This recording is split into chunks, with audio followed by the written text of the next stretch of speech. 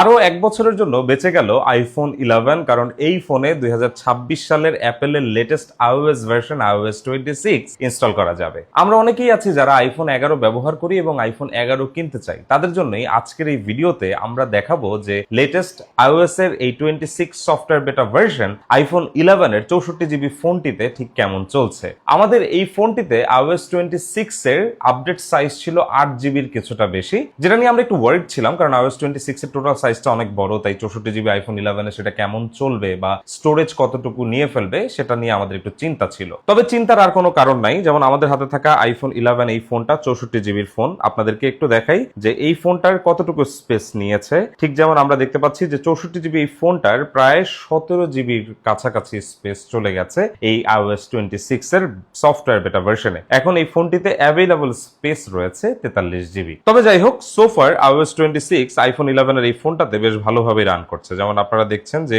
এখানে কিন্তু ট্রানজিশন গুলো যথেষ্ট স্মুথ, এখানে কোনো প্রকার কোনো ল্যাগ আমরা পাচ্ছি না যতবার আমরা নোটিফিকেশন প্যানেল সোয়াইপ ডাউন করছি এবং সোয়াইপ আপ করছি। এবং এখানে হোম স্ক্রিনে আমরা চলে এসেছি, আপনারা দেখতে পাচ্ছেন যে home screen also running really well. Clear icon pack ব্যবহার করছি আমরা। ক্লিয়ার আইকন প্যাকটা চেঞ্জ করে আমরা যদি নর্মাল আইকন প্যাকে শিফট করি তাহলে আপনারা দেখতে পাচ্ছেন যে লিকুইড গ্লাসের এই আইকন প্যাক গুলো খুব ভালোই লাগছে আইফোন 11 এর এই স্ক্রিনটাতে। যেহেতু এটি এখনো সফটওয়্যার বেটা ভার্সন, তাই আমরা এখনো কোনো থার্ড পার্টি সফটওয়্যার ইনস্টল করছি না। আমরা নর্মালি এই ফোনে ডিফল্ট ভাবে যে সফটওয়্যার গুলো আছে সেই সফটওয়্যার গুলোই ব্যবহার করব। তো আমরা একটু দেখবো যে একসাথে 15 বা 20টা অ্যাপস লঞ্চ করার পরে আইফোন 11 ঠিক কেমন পারফর্ম করে। যেমন আমরা ফেস টাইম ওপেন করলাম, ক্যালেন্ডার ওপেন করলাম, ফটোজ ওপেন করলাম, ক্যামেরা ওপেন করলাম, মেইল ওপেন করলাম, নোটস ওপেন করলাম, রিমাইন্ডার ওপেন করলাম, ক্লক ওপেন করলাম, TV, podcast, app store, Maps, Health, Wallet, Settings, Weather, Stocks, Find My Device, Home, Books, iTunes Store, Fitness, Watch, Contacts, Files, Translate, Freedom, Journal, Tip, Feedback,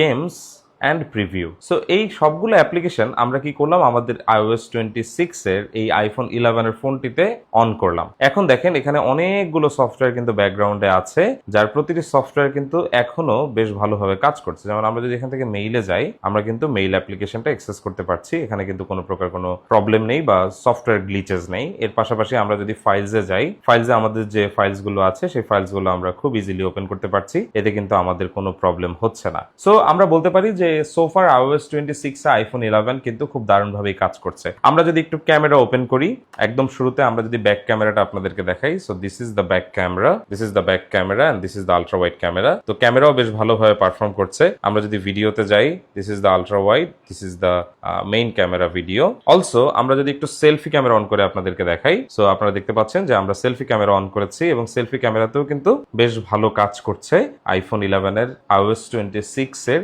এই camera অ্যাপ্লিকেশনসটা। এর পাশাপাশি কিছু specific জিনিস আপনাদেরকে দেখাই যেটা নিয়ে সবাই অনেক মজা করছে, সোশ্যাল মিডিয়াতে অনেক আলোচনা হচ্ছে। লিকুইড গ্লাসের এই কন্ট্রোল সেন্টারটা নিয়ে, হোম স্ক্রিনে এই কন্ট্রোল সেন্টারটা কেমন দেখা যাচ্ছে আইফোন 11 এ সেটা আপনারা দেখতে পাচ্ছেন এখানে। তো এটা অবশ্যই ক্লিয়ার কোনো লুক না, এটা ভালো লাগতেছে না দেখতে। তো এটা নিয়ে আসলে মজা করাটা একদমই স্বাভাবিক বলে আমি মনে করি। এর পাশাপাশি আমি যখন সেটিংসে যাচ্ছি, তখন যখন আমি কন্ট্রোল সেন্টারটা সোয়াইপ ডাউন করছি, তখন ঠিক এইরকম একটা ইন্টারফেস আমরা কিন্তু এখানে দেখতে পাচ্ছি। অর্থাৎ আমাদের ফোন যেই স্ক্রিনে আছে সেই স্ক্রিনের ব্যাকগ্রাউন্ডে যা থাকবে তাই আমরা কন্ট্রোল সেন্টারের এই ট্রান্সপারেন্সি বা লিকুইড গ্লাসের থ্রুতে দেখতে পারবো। এর পাশাপাশি iOS 26 এ আসা সবগুলো ফিচার কিন্তু আমরা এখানে ইউজ করতে পারবো। যেমন আমরা যদি চাই, আমরা আমাদের এখানে চ্যাট থিম চেঞ্জ করতে পারবো। এর পাশাপাশি আমরা মেসেজিং এর ক্ষেত্রে পোল ক্রিয়েট করতে পারবো। সো সবগুলো ফিচারই কিন্তু আমি বলতে চাচ্ছি যে আইফোন 11 এ খুব দারুণভাবে কাজ করছে। এর পাশাপাশি আমি আপনাদেরকে আগে যা দেখিয়েছিলাম যে সার্চ অপশন সবগুলো অ্যাপ্লিকেশনস এর নিচে চলে এসেছে। যেমন আমরা অ্যাপল মিউজিকের নিচে দেখতে পাচ্ছি। এর পাশাপাশি আমরা সেটিংসে গেলে এখানে সার্চ অপশন নিচে দেখতে পাচ্ছি।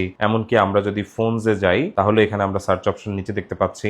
অলসো আমরা যদি ফটোজ অ্যাপে আলাদা করে যাই তাহলে আপনারা দেখতে পাচ্ছেন এই হচ্ছে ফটোজ অ্যাপের ইন্টারফেস। এখানে আমরা কালেকশনস অপশনটি দেখতে পাচ্ছি আলাদা করে, যেখানে সব ধরনের অ্যালবামস স্টোর করা থাকে, এবং এখানে লাইব্রেরি অপশনটা। এবং এখানে লাইব্রেরি থেকে কালেকশনস বা কালেকশনস থেকে লাইব্রেরিতে যখন আমরা শিফট করছি তখন কিন্তু লিকুইড গ্লাসের এই ট্রানজিশনটা বেশ ভালো লাগছে দেখতে আইফোন 11 এর এই ডিসপ্লেটিতে। যদিও আইফোন 11 এর এই ডিসপ্লেটি 720 পিক্সেলের, তবে আইফোন 11 এ কিন্তু A13 A13 বায়োনিক চিপসেট ব্যবহার করা হয়েছে, যা খুবই পাওয়ারফুল একটি চিপসেট। আর এই কারণেই হয়তো অ্যাপল iOS 26 এর মতো এত হেভি একটা সফটওয়্যার আইফোন 11 এর ফোনটিতে দিতে পেরেছে। আর এই বিষয়টি আসলে অনেক বড় একটা স্বস্তির খবর, বিশেষ করে আমরা যারা আইফোন 11 সিরিজ ব্যবহার করছি বা আমরা এখনো আইফোন 11 সিরিজের ফোন কিনতে চাই, কারণ এই ফোনগুলো আমাদের দেশে এখন কিন্তু খানিকটা কম দামেই পাওয়া যায়। আর এ কারণে আমরা এই কম দামের ফোনগুলোতেও এখন লেটেস্ট iOS ভার্সনের মজা নিতে পারবো এবং অ্যাপেলের iOS 26 এর থ্রুতে আসা এই লিকুইড গ্লাস ডিজাইন ল্যাঙ্গুয়েজের এক্সপেরিয়েন্সটা আমরা আইফোন 11-এও ব্যবহার করতে পারবো, যা সত্যিই দুর্দান্ত একটা ব্যাপার হতে যাচ্ছে। আমাদের এই ফোনটিতে iOS 26 ইনস্টল করে ব্যবহার করার পরে আমি যেটা বুঝতে পারছি যে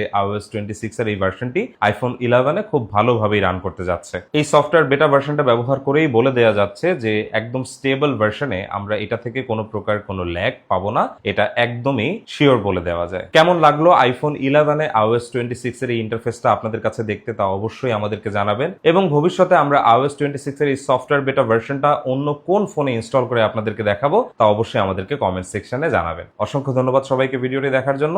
আল্লাহ হাফেজ।